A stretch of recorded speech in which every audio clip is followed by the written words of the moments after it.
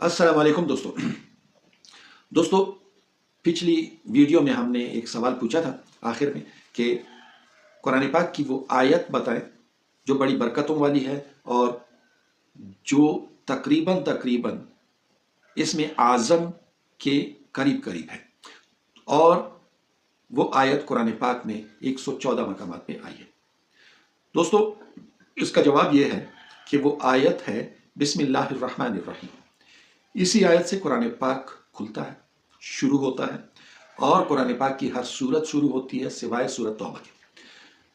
और ये जो आयत है इसके बारे में हजूर सल्लल्लाहु अलैहि वसल्लम फरमाते हैं कि हर वो अच्छा काम जो बिस्मिल्लाहिर्रहमानिर्रहीम से शुरू न किया जाए बेबरकत होता है।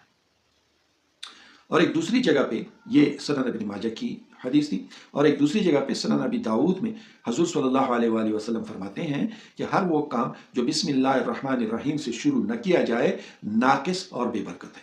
नाकिस यानी वो काम अधूरा रह जाता है।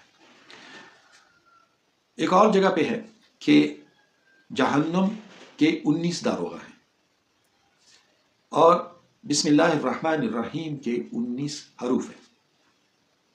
तो अगर किसी को जहन्नम के 19 दारोगाओं से निजात चाहिए तो बिस्मिल्लाहिर्रहमानिर्रहीम का वर्क करें, क्योंकि इसके 19 जो हरूफ हैं वो हर हर्फ वो जो जहन्नम का जो हर दारोगा है उसके लिए काफ़ी है, वो उससे निजात दिलाता है।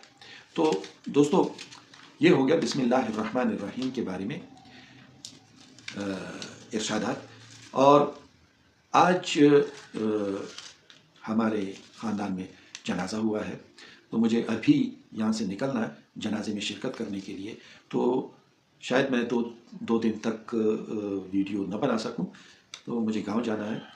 तो इससे याद आया कि पूछ लिया जाए कि जनाजे की नमाज कैसे होती है।